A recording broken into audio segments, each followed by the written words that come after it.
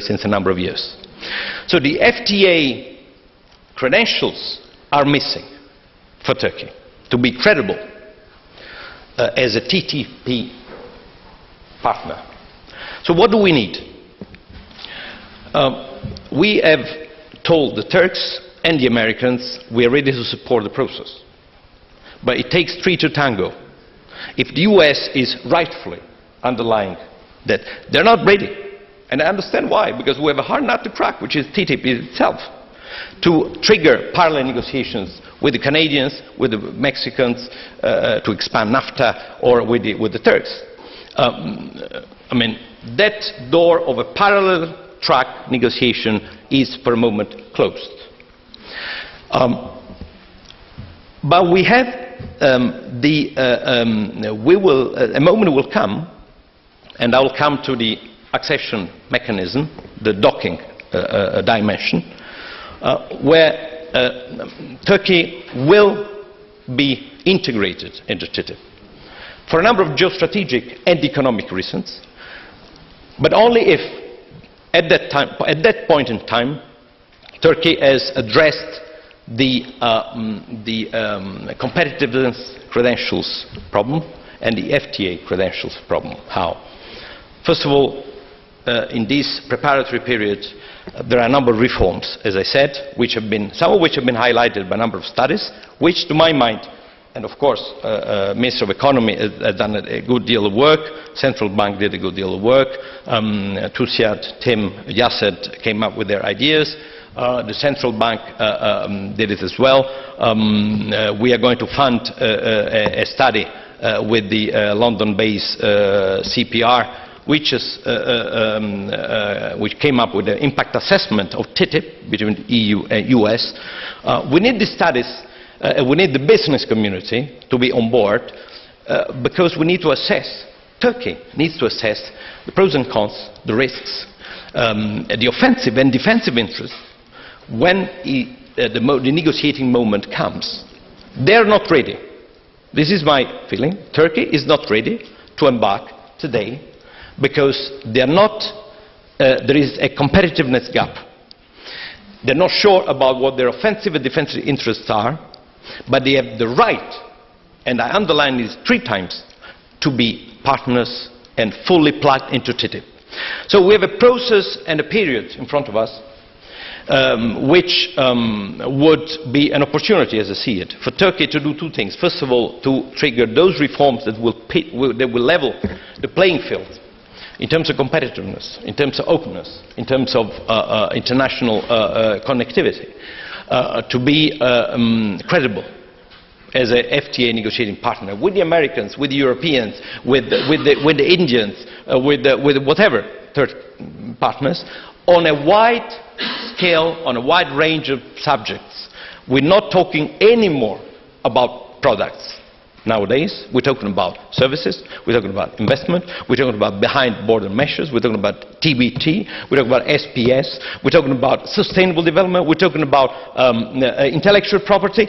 You know, it's a full range of issues that are part and parcel of the menu of nowadays global and ambitious FTAs. Somebody called them deep and comprehensive FTAs. I wish one day we have a deep and comprehensive customs union.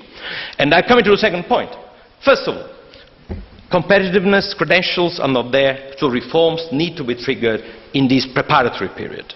Second, the customs union, which is the main engine, as Hüsnü has underlined, for Turkey's partial competitiveness over the last 15 years or so, should be expanded to the sectors mentioned, and that's what we're currently discussing, should become a vehicle for Turkey to improve the competitiveness with its main trading partner, the EU, which remains the main market. 40% of trade, Turkey bilateral trade, happens with the EU. It will open up business minds. It will confront Turkish business with inward competition, not only in trade of products, where the Turks are up to scratch nowadays in terms of competitiveness, in terms of legislative alignment and what have you. I'm talking about agriculture. I'm talking about services, which is the core of our modern economies. In Turkey, services sector is not open. Agriculture is protected. I'm sorry to say this, but that's the way it is. So there is a fundamental choice to be made in this country on whether you want to take the risks of globalization and embark, but in order to do so, you will need to trigger the necessary, consistent, relevant reforms. So, first point, the reforms. Second point, upgrade the customs union. And then we get to the point where Turkey will knock at the door and say, hey, I'm ready. Right. Then, at that point, the Americans and the Europeans might say, look, okay, you say you pretend you're ready, but it's not the way we see it, and we need to negotiate another 5 years.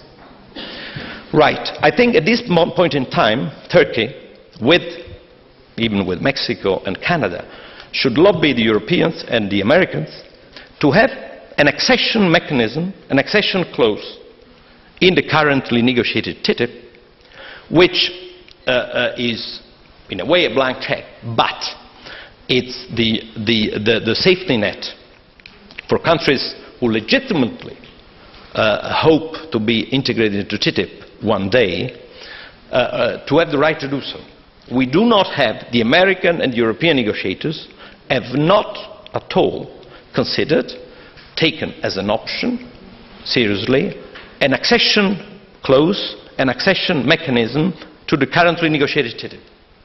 This is, to my mind, I'm speaking out, and don't quote me, to my superiors, this is a fundamental mistake, a strategic mistake. How can you multilateralize?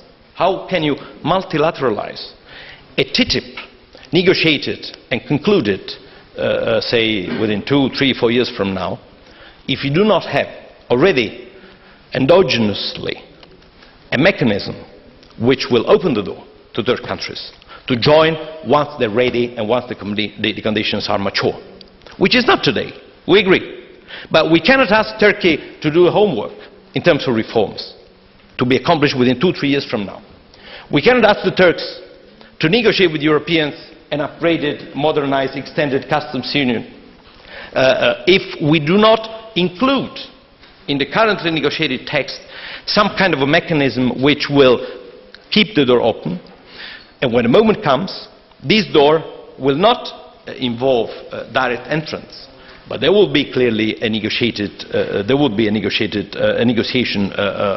following at that juncture, but a negotiation between two TTIP consolidated partners, US and the EU, and the third country, Turkey, which would have by then addressed the competitiveness gap, come up with more credible FTA credentials under an expanded customs union. The Turkey knocking at that door would have the credentials to be listened to, but we need to keep the door open.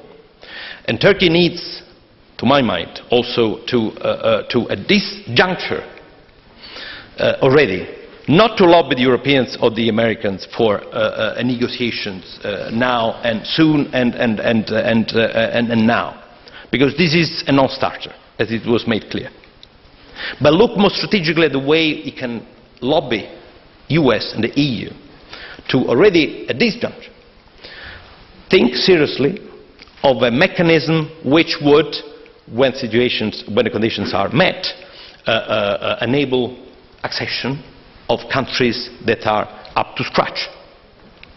And in the meantime, Turkey would need to be up to scratch at that juncture, through the reforms, through the upgrading of the customs union. So this is, as I see things, so instead of hitting the head against the wall, I think it would make more sense to let the two main partners negotiate what is going to be a headache as an agreement, because it's an overwhelming agreement that I hope will be finally concluded within 2 or 3 years, probably take longer, but I'm definitely convinced it will be concluded successfully. probably in a longer period than the 2-3 years that have been allotted to the negotiators. But we would need to have already now an accession clause, an accession mechanism that keeps the door open for third countries with Turkey, and Turkey as such should, and from now till that moment, to address the reforms, do its homework, and in parallel negotiate with Europeans an upgraded FTA, an upgraded customs union, deep and comprehensive customs union that will level the playing field for Turkey to be credible the moment he knocks at the door, not because it has been docked, but because he is a reliable, credible and competitive partner that can, at that moment, have the right to join TTIP, to be plugged into TTIP through, of course, an additional mini negotiation, because this will need to be done anyway. But we need to build the process still there, with the right strategy, to my mind, the right strategy, with the right strategy and with the right reforms in this country. I don't want to elaborate any further. I suspect there will be a number of questions, even nasty questions, which I'm ready to reply with a lot of sympathy. I would like to, which I didn't do at the beginning, to thank very much Ambassador Bosque-Aran for not only for his long years in Geneva, and he's an old fox of international trade relations, but also clearly TEPAV for organizing this, Guven Sak, who gave us a bright presentation of the weaknesses and the strength of the economy of this wonderful country, and also my good friends Hüsnü Dilemre and Jim Turner. Thank you very much.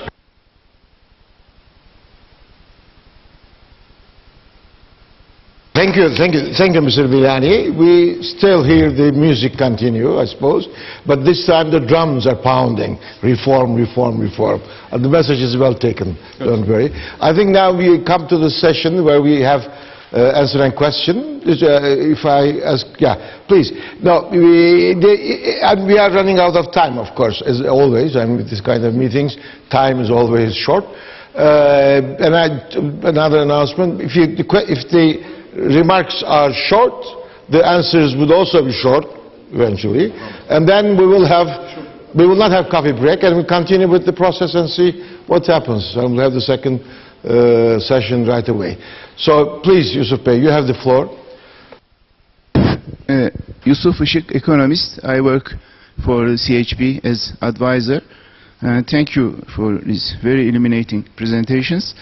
Actually, this session was on the effect on companies, but the reality has overtaken, of course, the scheduled program, and for the better. We all spoke about TTIP in general, rightly. Only Jim Turner alluded to the companies briefly. I think Turkish-US economic relations are very important. There is room for improvement, and this committee which has been set up for TTIP is very useful, but it's clear that it won't solve Turkey's needs vis-à-vis the TTIP, even towards the US, and furthermore with the EU. Mr. Berlani's sympathy and his preemptive announcement that he was expecting nasty questions has decreased the intensity, perhaps, of my remarks. But of course, Turkey and EU are economically very integrated, very much so. So I think it's a bit odd, although I fully understand the difficulties, and the picture you depicted very honestly has made me even more worried. But nonetheless, to say that Turkey is not eligible to be a sort of part of this process didn't sound very convincing to me, because also the US has protection in agriculture, and these issues can be solved, the IP, etc. And, you know, Turkey, let's remind in these difficult times, that is actually negotiating for full membership. So I am realistic. We can't really forget the difficulties, but I think if Turkey is excluded from the EU sides in one way or another negotiation process in the TTIP, these reforms will be weakened. And what you said, and you have said that yourself you were against this, that even access mechanism for later on was not at the time agreed upon. I think at least the EU should not accept this. At least it should say, you know, that we will never accept that this is delayed so much, and also it should include Turkey in one way or another in the negotiations. Turkey is not to be compared to Mexico in this I think, framework, and I'm saying as a sort of pre-EU membership person. And lastly, well, if this is foreseen as a sort of only EU and US process, and then I'm afraid it won't also contribute as much to liberalization in world trade. Thank you very much. I will continue with the questions and then answer them in one. So, is there any, please, Subite Bey. Very much. I'm Subite Togan from Bilkent University. I would like to thank the panelists, really nice presentations. Now I have a bit technical question. Now the whole process depends on the negotiation process between the US and EU. Now let's say technical barriers to trade. How do you negotiate? Now one way is to negotiate, say, harmonization approach, which is impossible to achieve probably. The second one is mutual recognition. That requires also harmonization, minimal requirements. That's also quite complicated. Now, how do the parties approach this negotiation? I mean, it would be really nice if you could elaborate on this, the US and the EU process. And it will be of prime importance for Turkey whether it will be possible for Turkey to benefit from the whole process. Thank you. Legitimate question. Non-tariff barriers are the most important part of the negotiations. Please, lady, you have the floor. Thank you. Lisa Banks from the British Embassy. I have a quick question which is probably directed at the Ministry of Economy. We just talked about there being no existing mechanism in TTIP to include Turkey.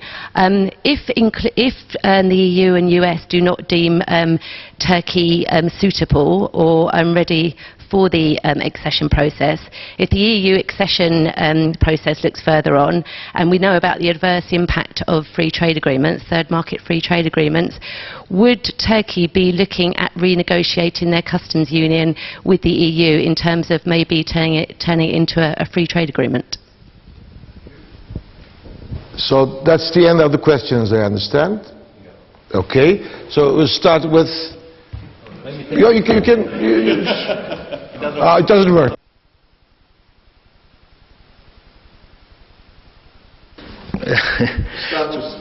Yeah, very, very briefly, the first two questions, and then the third is for Üzünü. I didn't say Turkey is not eligible. On the contrary, I strongly believe Turkey is eligible. And I also have some concerns about the degree of multilateralization of TTIP if there is no accession clause, if there is no accession mechanism in the currently negotiated TTIP, which will allow one day, and I'm naming just a few, Turkey, Canada and Mexico, for obvious reasons, to be plugged into TTIP and to start this multilateralization process. So I have the same concern that you have.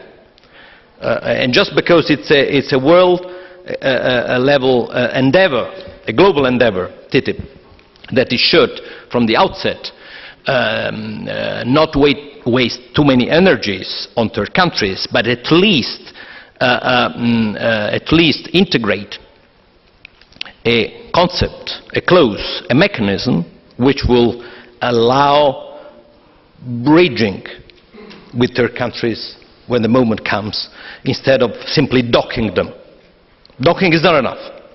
We will need to have a mechanism, simple but promising, which is a safety net for third countries, Mexico and Canada because they are already in NAFTA, Turkey because it's in the FTA, in the customs union with the EU, although a lame duck customs union, which needs to be upgraded. We need to have a mechanism that could bridge, through bridging agreements and bridging a negotiation when the moment comes, would allow this country and others who are up to scratch to be plugged in.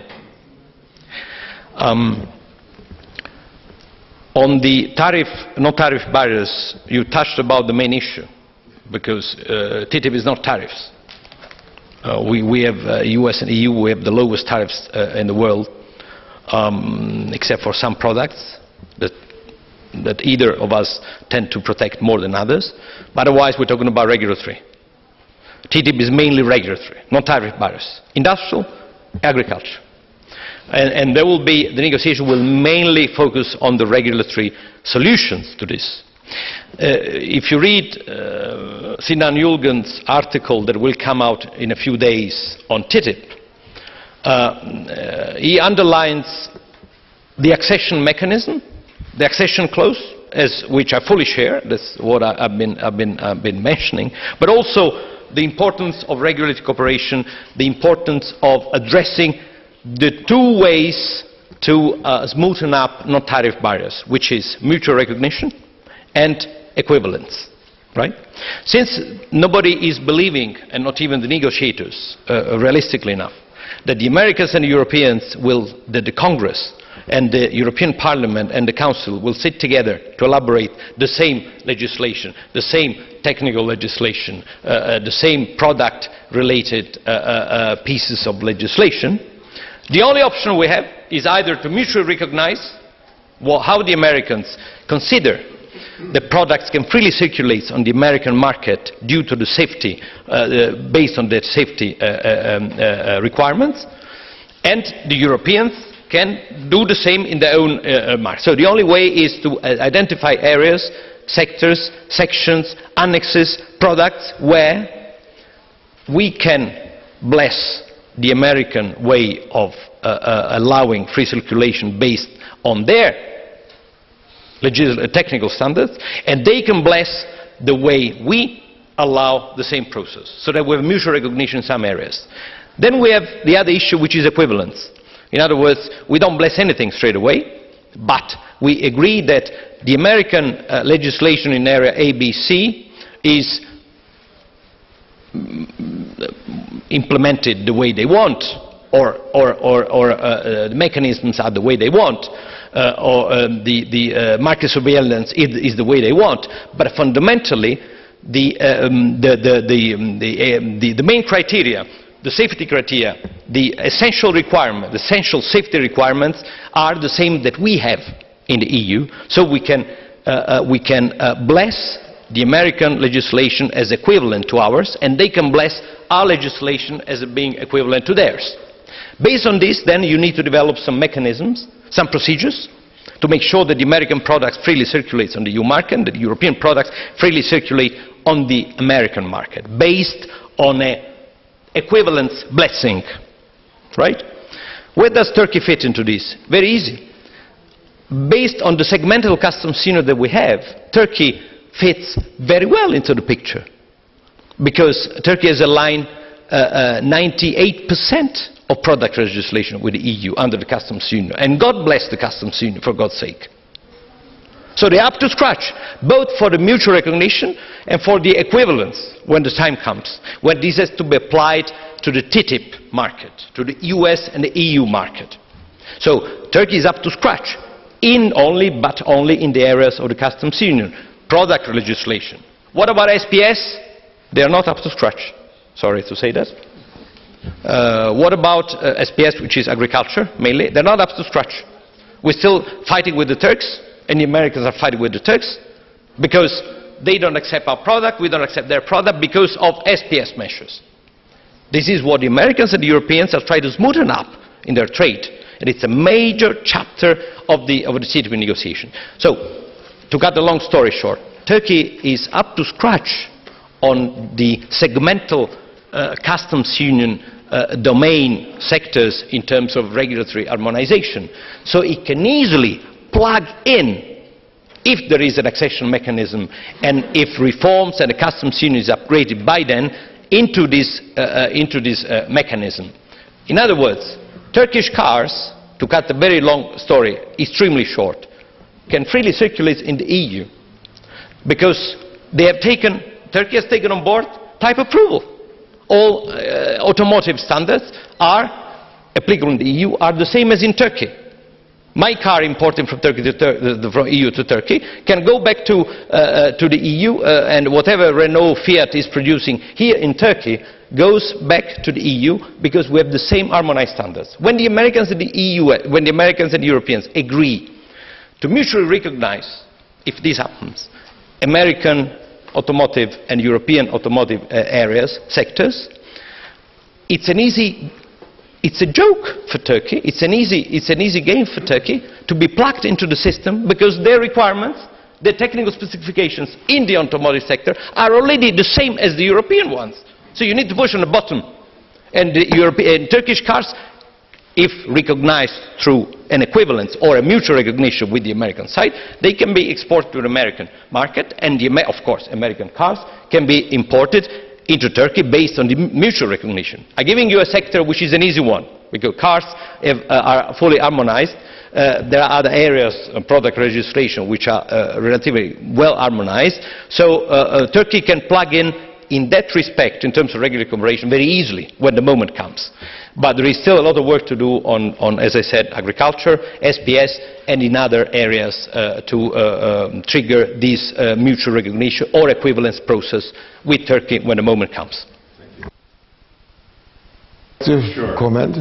I'll just stand up because it's easier and I think it's better.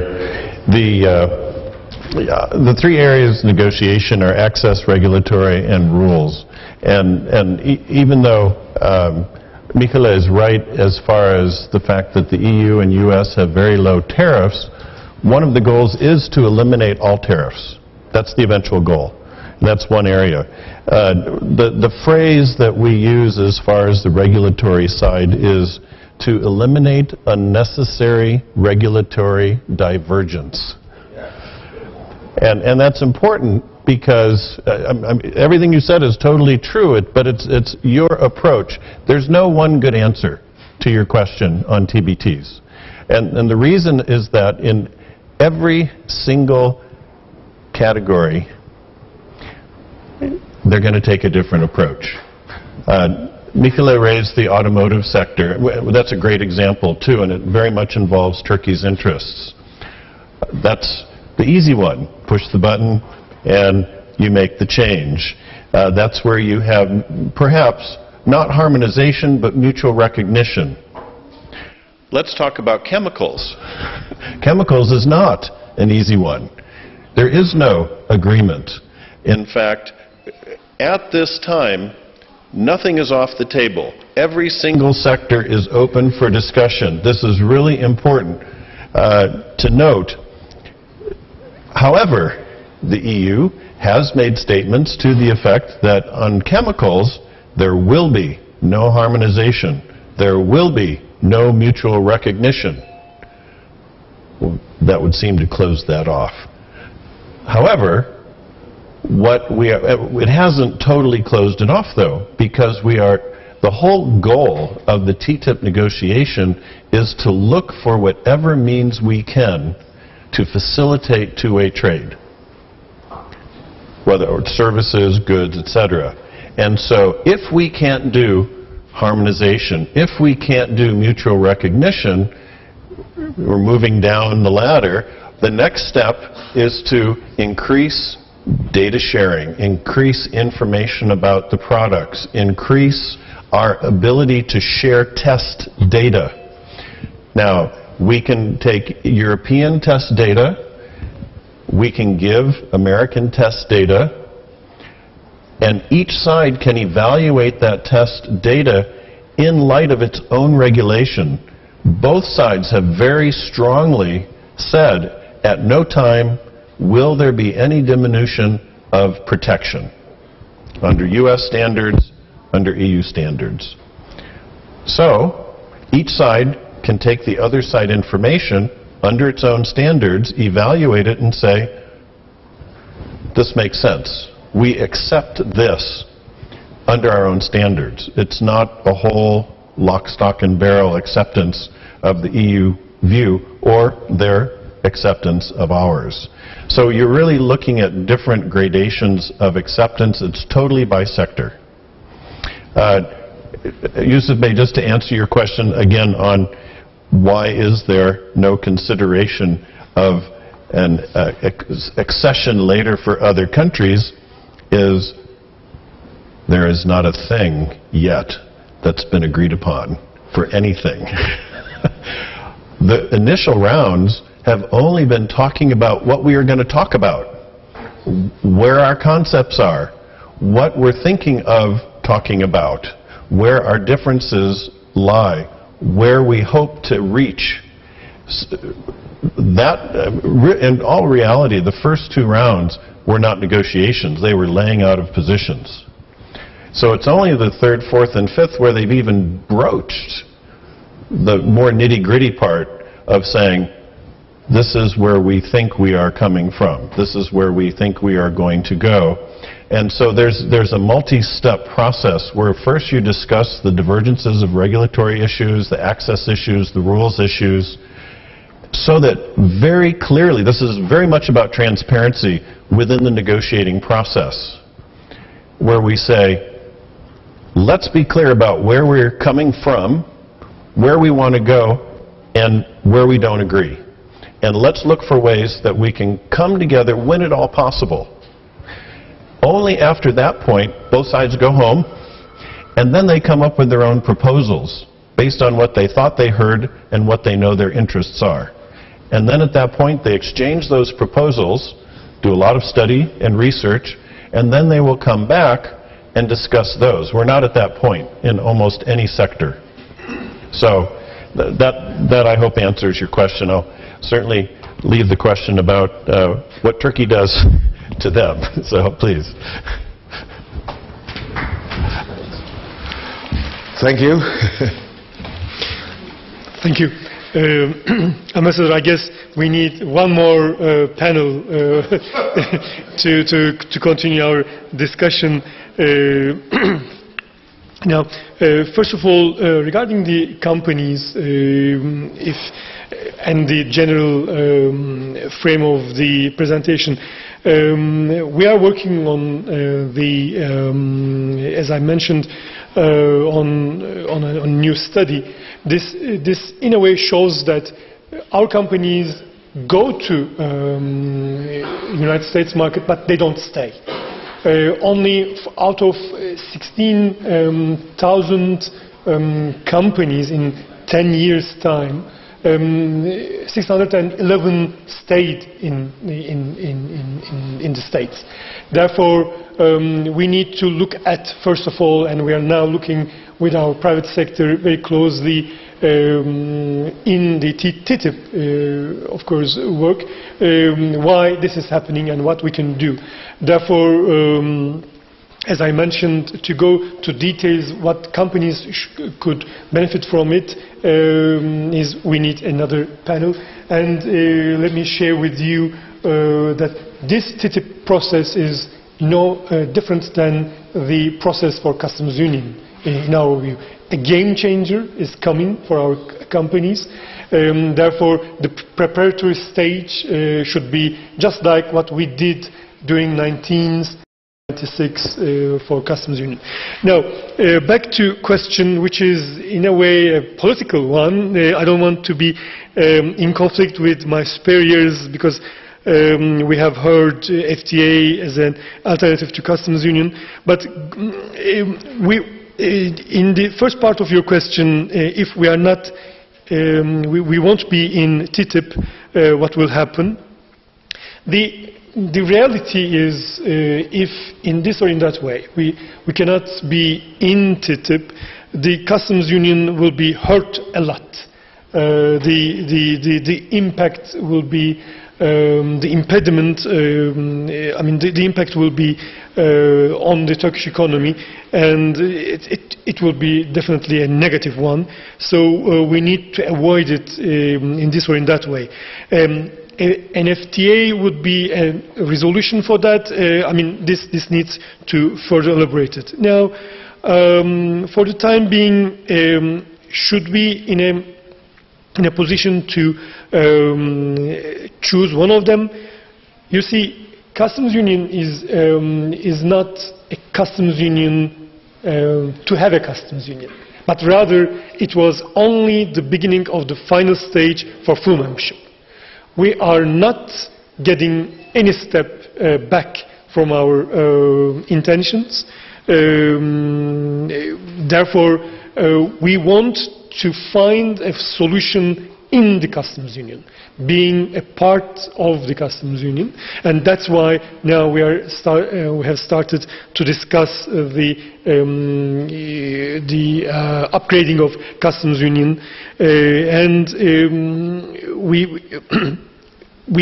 going to find a way. If necessary, we are ready for an operation, a bypass operation, whatever we can do. I mean, this should we should find a way through. And this was started in 1974. Therefore, it has something totally to be taken into account very closely, because getting back from customs union, which was started in 1974, is totally a different issue. I mean, we can have some accidents on the way through full membership, but we are not changing our main target. But at the end of the day, I mean, if it cannot work, I mean, if that time comes, of course we will take into account, and we will, I'm sure, decide with our customs union partner how we will proceed.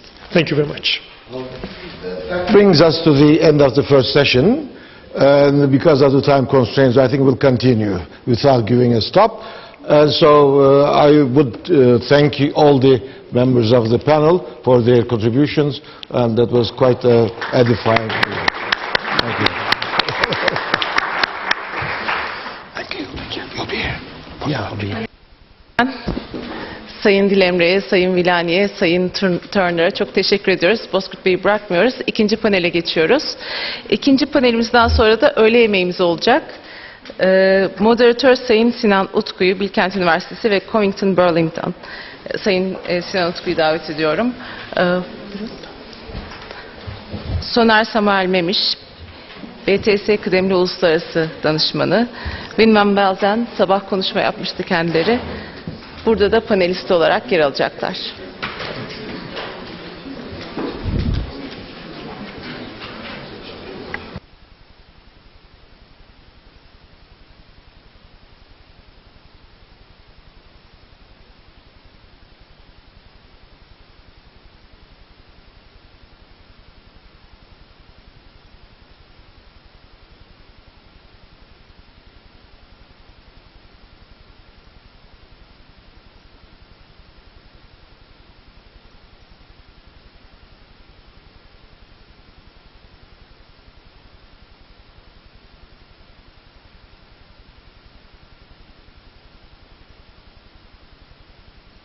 Out of time.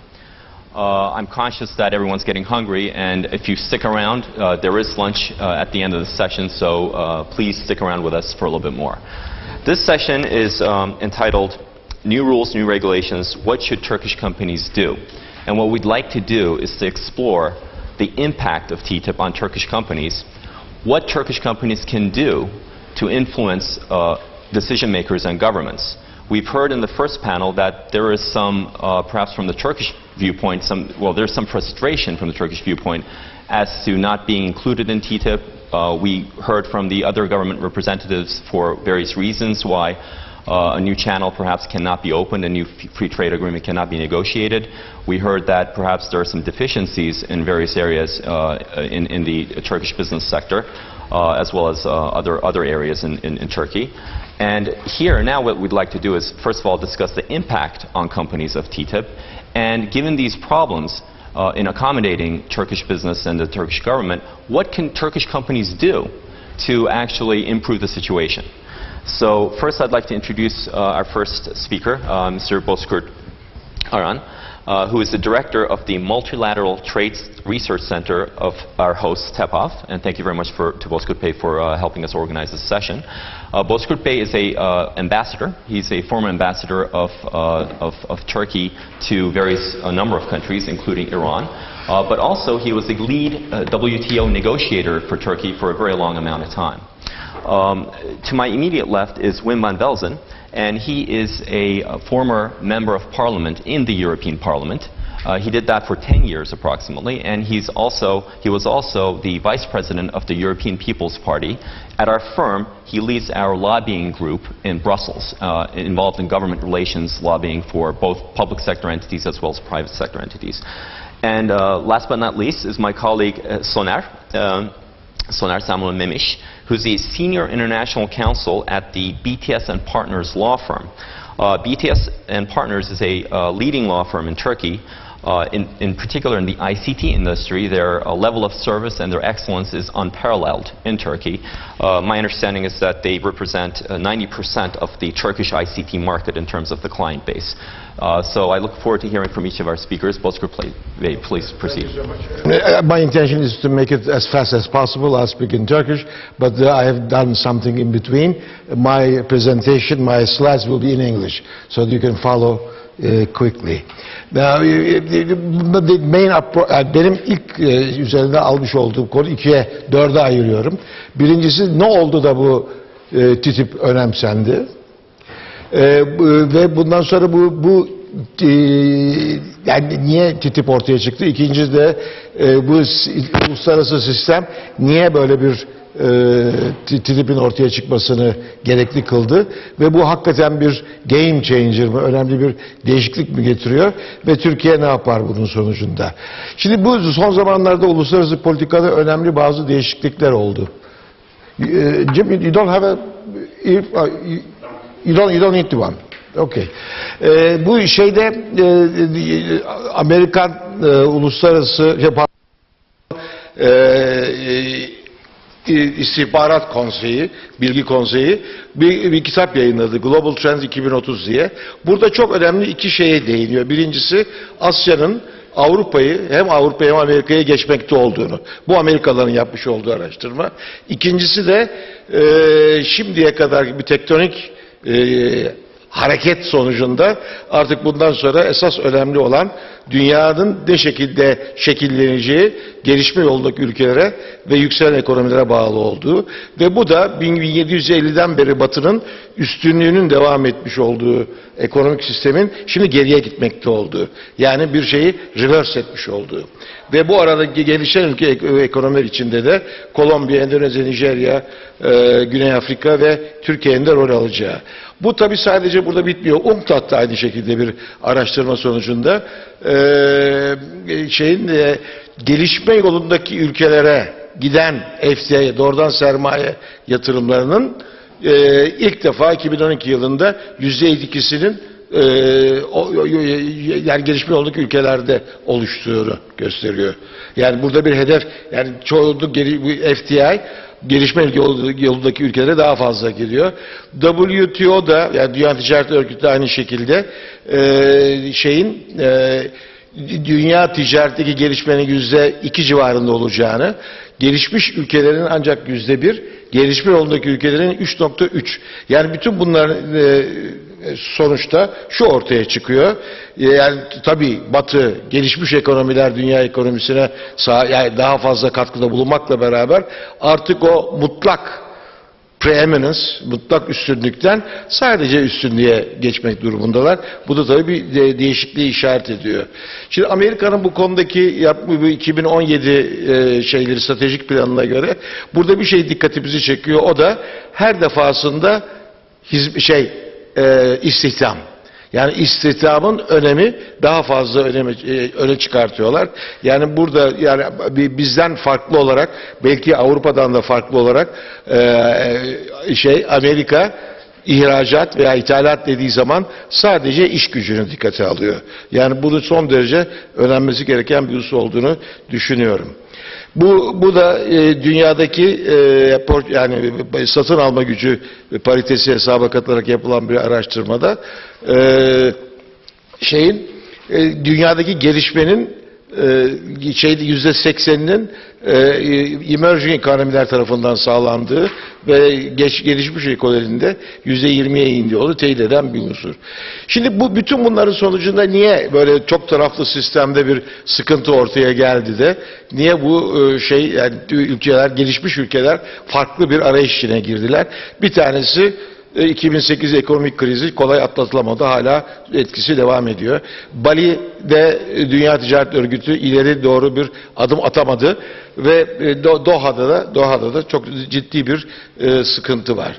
Şimdi buradaki Amerika'nın resmini koyarım ama burada pekala Avrupa'da olabilirdi.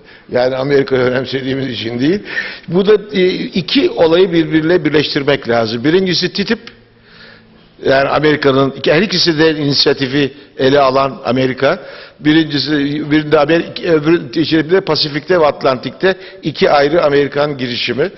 TPP bu 10-20 tur müzakere yürütüyorlar ve TPP'deki sağlanan başarı bana göre Amerika'yı TTIP'te yeni bir harekete geçmeye sevk etti.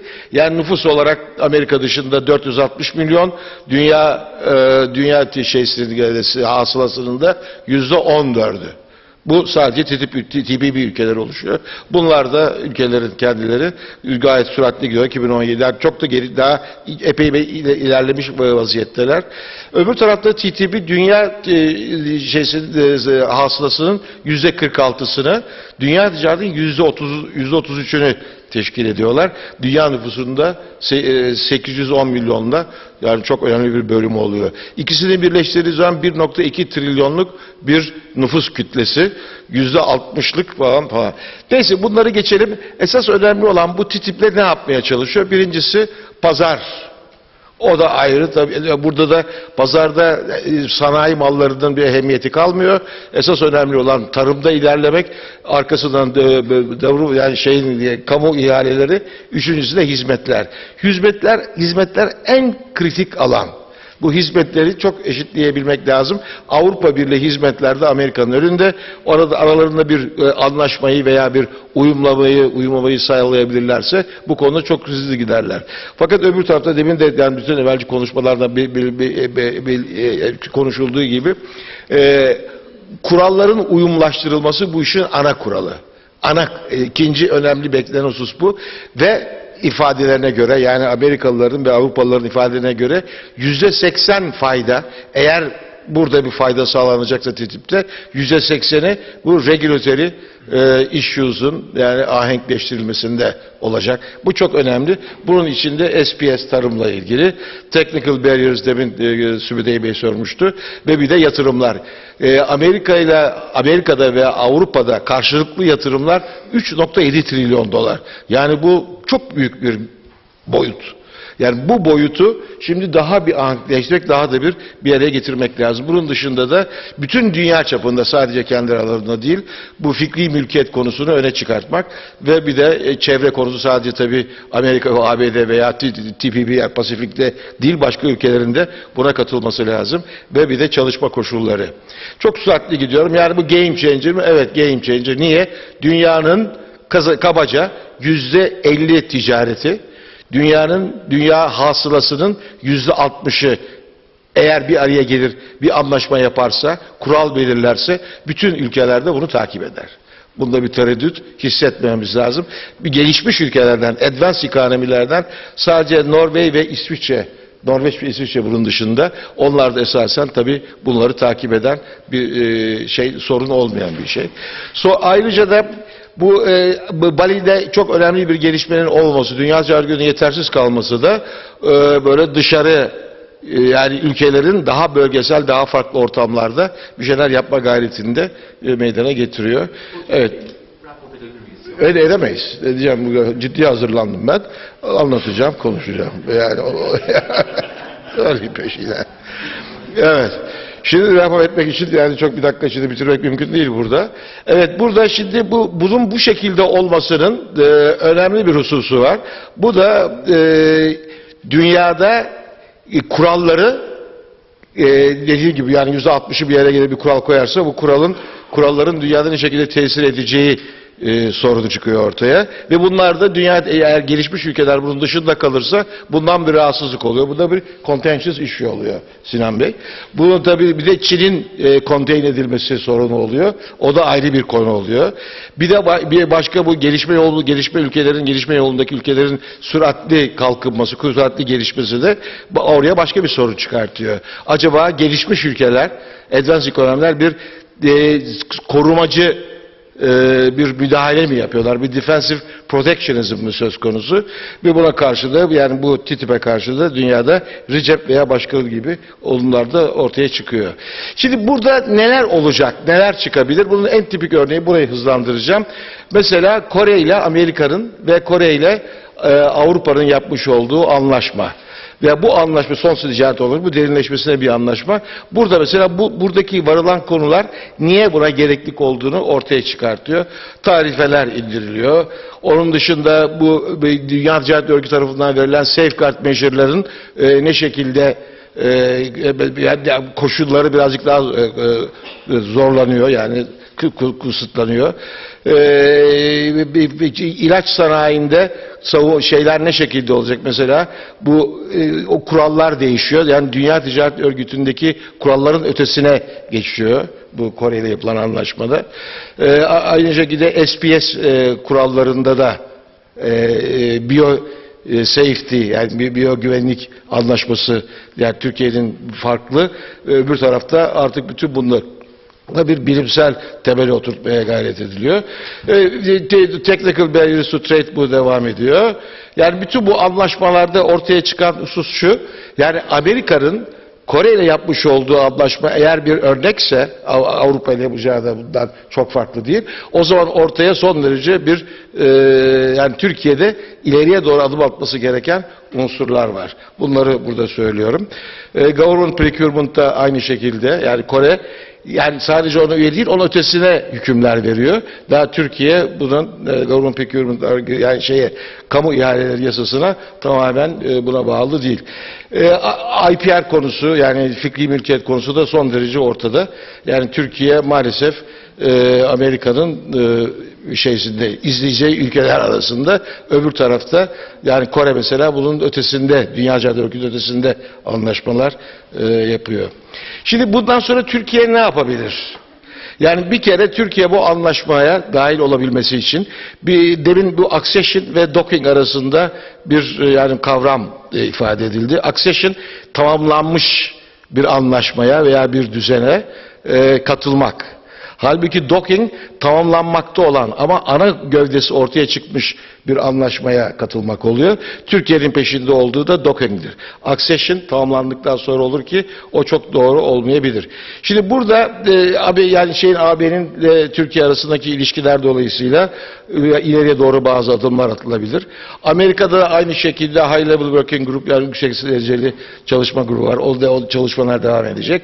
Kongre üyelerini çok ciddi olarak takip etmek lazım. Ve bir de yani bu gündemi muhafaza etmek lazım bunu. Özel şirketlere son derece önemli işler düşüyor. Bunu devam etmemiz lazım.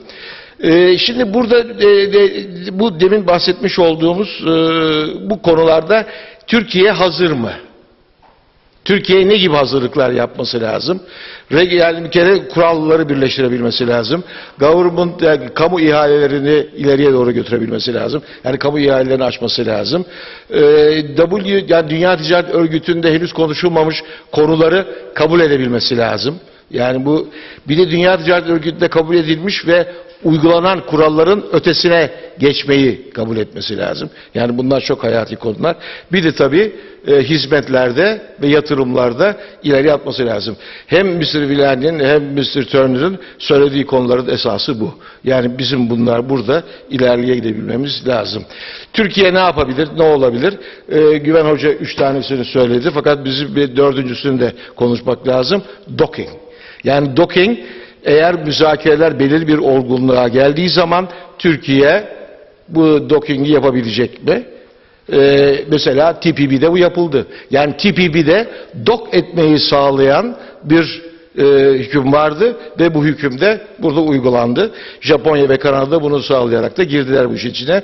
Daha henüz TTIP'te bu konuşulmadı. Fakat orada da bir dokük hükmünün olması gerekir.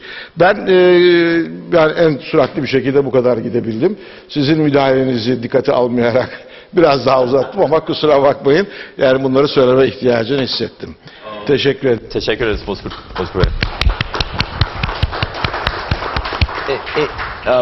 Wim, we'd like to hear from you now, please. And just in the interest of time for our remaining speakers, Sonar Bey and Wim, I'd be grateful if you could keep your remarks about 7 minutes or so, if possible.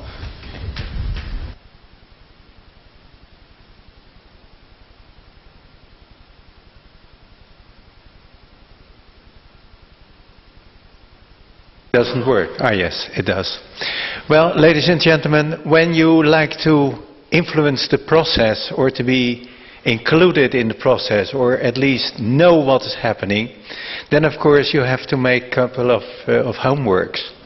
And the first thing is of course to understand who are the players, who are the stakeholders in Brussels and in Washington. And the second thing what's important is to understand the process and to gather intelligence about what is happening. And not only via the newspapers, but also more behind the scenes. And it's important to realize that we have in the European Union, because I'm focusing now on Brussels, we have several important institutions such as the European Commission. Everybody knows the European Commission, and we have the representative here of the European Commission, you have heard him. Of course we have the member states, and that we are speaking about the Council, and we have the European Parliament. Well, the European Parliament just have had elections, and when you're looking at that diagram, I can assure you it is already outdated. For the simple reason that here you can see there are 69, 70 members of Parliament who have been elected, but have not made a choice for a political group. To give you the latest information, you look at my political family, the European People's Party. Here you see that they have 213 members. The latest information is that it has grown to 222 members. So take it a little bit for granted. What's important for the European Parliament, that it works in parliamentary committees, and the most important parliamentary committee for our business here is the INTA, the International Trade Committee. And what makes the difference between previous trade agreements and the current ones? That the role of the European Parliament has been strengthened. And nothing can happen in terms of trade agreements without the consent of the European Parliament. So it's very, very important to include from the first moment the INTA committee in order to give them all the information, etc. Then the other thing what we have to realize is that because of the fact that TTIP is such a huge endeavor, we are also mobilizing through NGOs a lot of resistance. And to give you one example, we talk about the chemicals. Well, we are very proud in Europe about REACH. It's a very complicated system, but nevertheless it's a very, very well done system. Data privacy is, we are in Europe on the top, and we are now developing a new privacy of data protection system, which is of course much more focused on privacy of individual persons. Food safety, we are very much afraid on GMOs, etc. Just to give you 3 examples, and I don't follow all the other examples, just to tell you that people are concerned in Brussels, and I guess also in Washington, but I'm talking about Brussels, concerned about lowering standards. So equivalence and mutual recognitions are nice trade instruments, but from a political point of view, they are instruments with a lot of risks. And NGOs are claiming, well, what will happen is, of course, lowering of standards. Another item that came up is the so-called ISDS.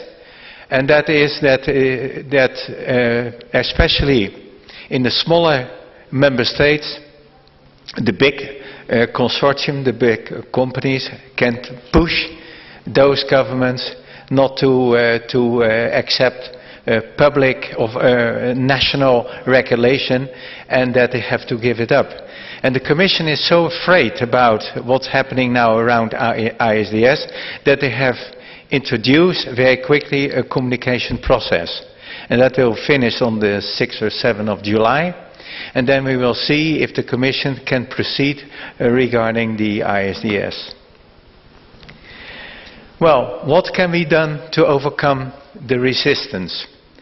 Well, we can do that at several levels, of course in Washington, but I'm not speaking about that. We can do that at the level of the EU, Brussels, and we can do it at the level of Ankara. Let me focus on the EU. First, what's happening is that there is a lot of negotiation, there are a lot of rumors, there are a lot of discussion, but nobody knows exactly what is in the documents. Yes, there are leaked documents, and people are making references to leaked documents. But are the leaked documents the right instruments, the right pages? So as long as the Commission is not making it more seriously to increase transparency, the bigger the risk will be that people will think, there's something wrong going on, or they are lowering the standards, or they are introducing special rules for big companies, etc., etc. All this kind of complot theories will continue. Second, organize public participation. Only through meetings like this you can discuss the concerns of the people, you can address the concern, you can tell, no, it's not true, or you have misunderstood it, etc. So it's so important not only that we have negotiators and negotiating teams, but we have also a public debate. It's very difficult to organize such a public debate, because when you're still in the process of negotiation, then of course you cannot publicize a lot of things. So we have to find ways, clever ways of dealing. But when we are not organizing the public participation, forget it. Take leadership. Now everybody is looking at everybody. But mobilize, for instance, the European Parliament. We have newcomers in the European Parliament. 50% or more is now a newcomer. Not everybody has a full agenda at the moment. So it's important to create an interesting number of members of the European Parliament who like to participate in those debates, etc., and take leadership. The Commission should take leadership. The Council should take leadership. There is also resistance coming in several member states like Germany and France. So the leaders in those countries have to take up their leadership roles as well. And then the Turkish business community has to find interlocutors at the EU level. I was very pleased to hear what Jim said about the Congress and the Senate, because we are facing exactly the same thing. The Turkish voice, to be very direct with you, is very, very soft. And when we cannot find allies here in Ankara and in Istanbul, but also in Brussels, etc., then it will not work. No, because everybody is busy with his own business. But when you are not knocking on the door, when you are not presenting your case, it will not work. And the voice is too weak at the moment in Brussels, let me tell you. And we can help you with developing strategies how to increase your voice.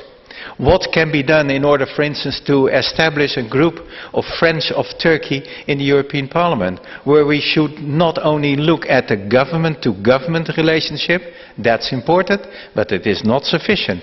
The most important thing what you should do now in the process is add the business-to-business approach. What you should do is add the business talk-to-politician approach. What you should do is be there, be involved, and be active in the process.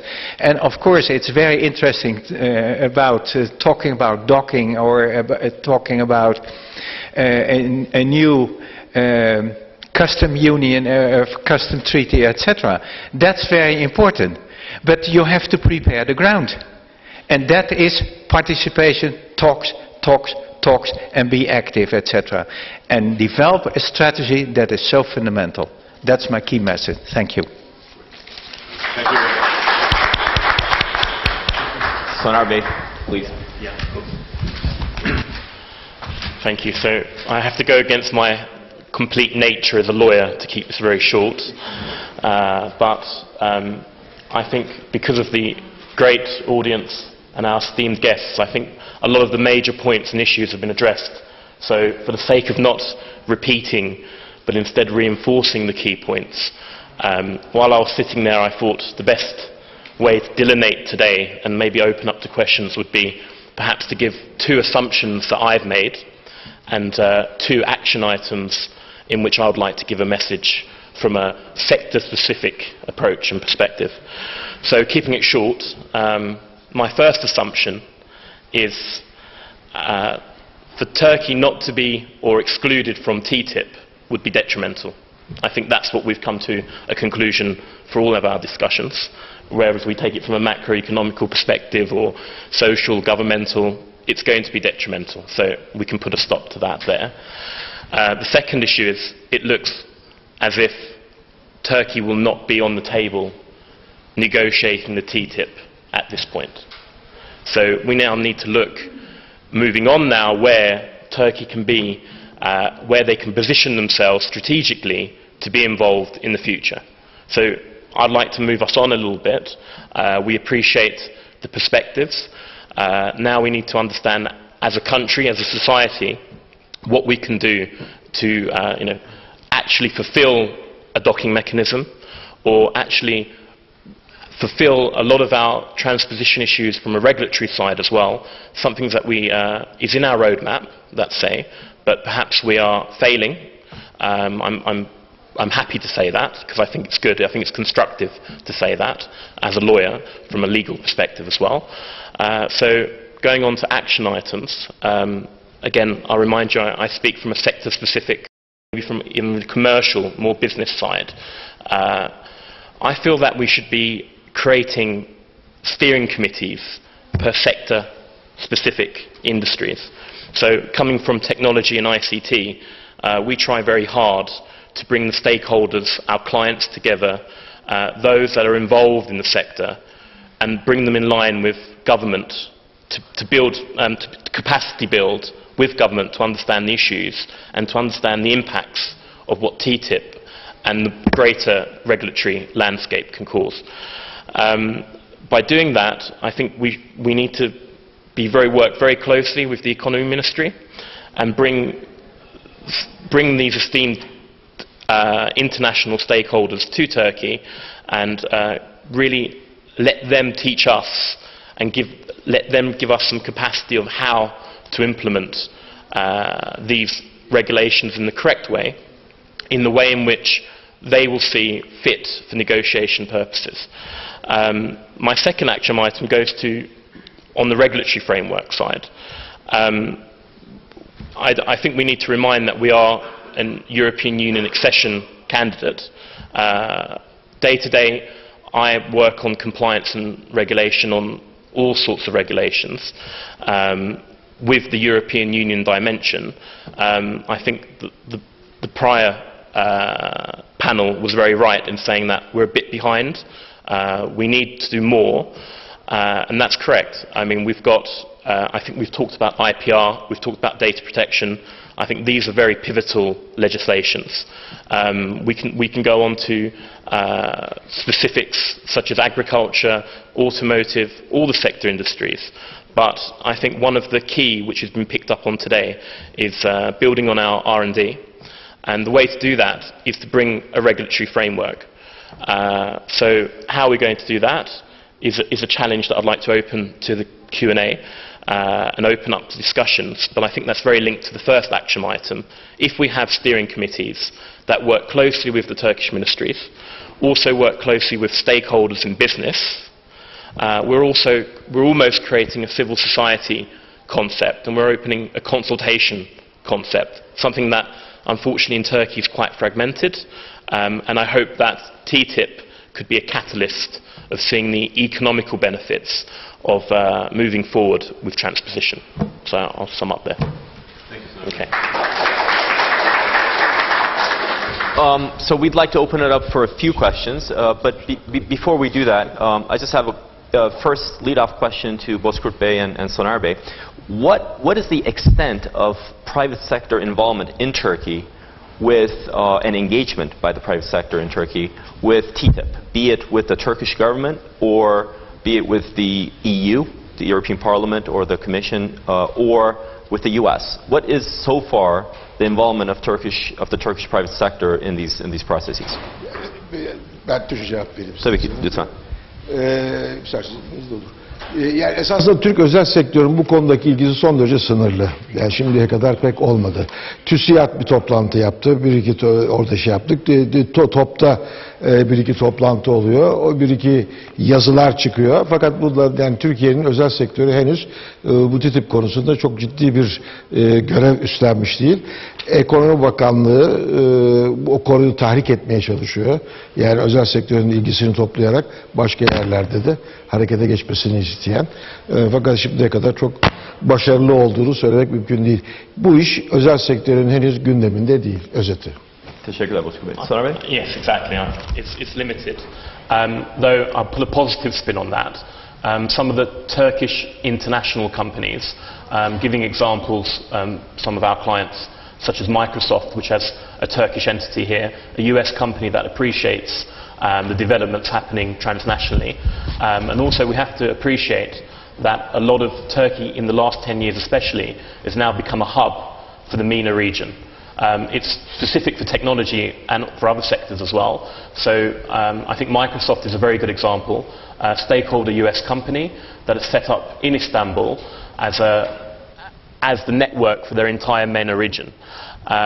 In light of that, we've tried to engage them and update them of the TTIP impacts, exactly as we've done today, from a policy perspective, regulatory perspective, and a macroeconomic perspective.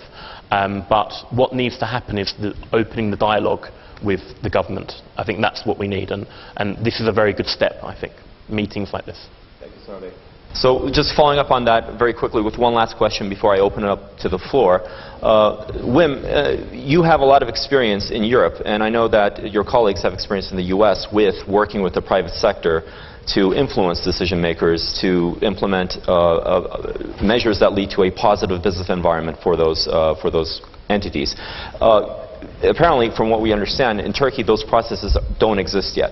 What can Turkish companies do now to essentially change the landscape in this respect? Well, what Turkish companies should do is, of course, build coalitions and develop strategies, because you can't do it alone. There are existing trade associations in Brussels, Turkish Trade Association. Those trade associations are important. But it is also important to come directly to Brussels with coalition of companies, because when you are only going, let us say, with the bureaucracies, when I may say it a little bit not so nice, then of course you are missing the face. So the third thing what's very important is that you come with very simple but clear messages and expectations that are which you can fulfill.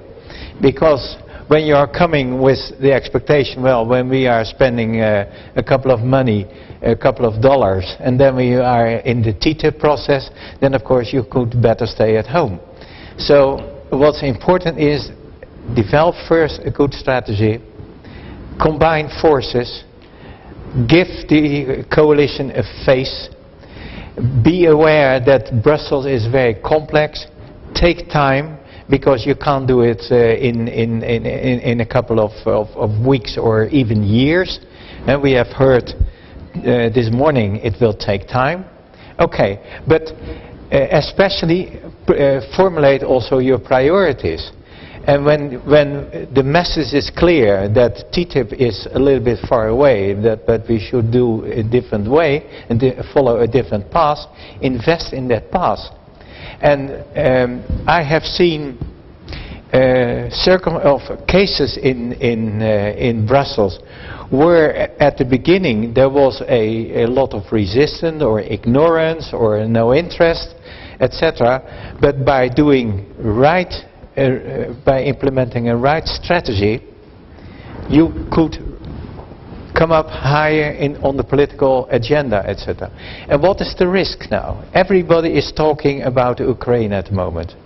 Everybody in Brussels is talking about, well, the necessity to have an association agreement with Ukraine and to come up with neighborhood policies, etc., etc., etc. And before you know, people don't realize that Turkey is an existing relationship and that we should do much more to improve the relationship, etc. That is what you have to develop.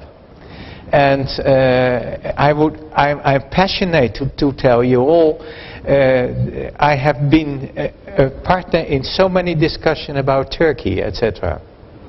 But at the end, it's not only important that I speak about Turkey, but that others are speaking in Turkey and that the Turkey has a face in Brussels. Thank you. With that, I'd like to open up the Q&A session to the floor. Let's maybe take 2 or 3 questions, and then we'll have our speakers try to answer those. And then I think at that point we'll have to break. Jim?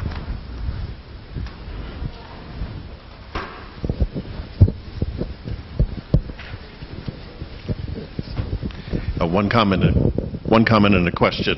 At every round, whether it's in Europe or in the United States, there are always stakeholder meetings with several hundred stakeholders, and they are allowed to speak and give speeches, and this helps the transparency process. It helps make sure that people are heard and have their concerns aired.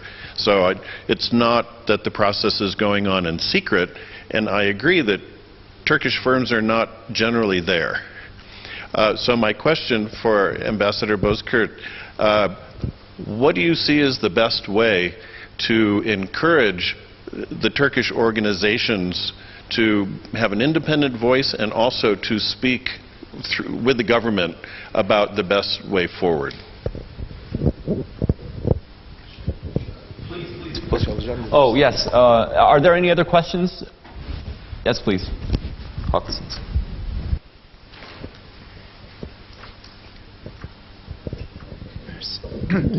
I just want to ask what is or would be the attitude of the investors, especially FDI investors in Turkey or Turkish partners in trade in the EU with regard to Turkey's position vis-à-vis the TTIP. Thank you.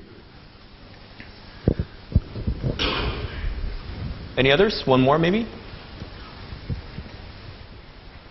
Okay, well, in the interest of time, let's first proceed so we can get to lunch as quickly as possible. Well, thank you so much. I think that the answer is quite obvious. I mean, the Turkish industry, unfortunately, at this right moment, is not very informed about the TTIP, and even though we are couple of meetings are continuing continuously, and there's a couple of associations who wish to publish booklets and inform the public and also the industry and what to expect and what happens.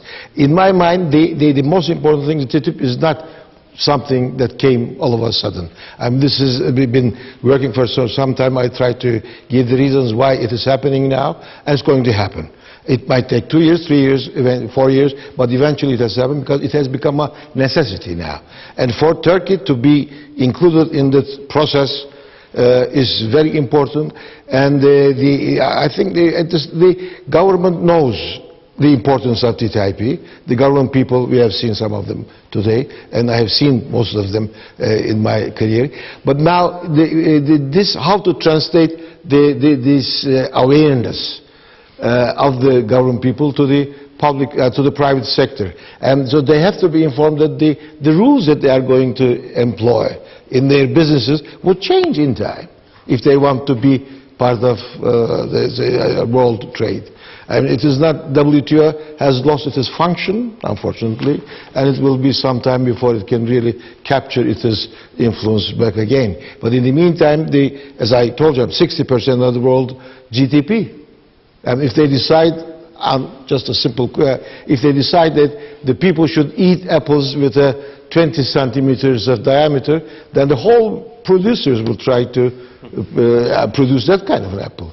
So it is important for Turkish public, Turkish private sector. Turkish private is not keen on this, but there are various in the developments continue. Their initiatives continue. I think that will answer the question. Thank you.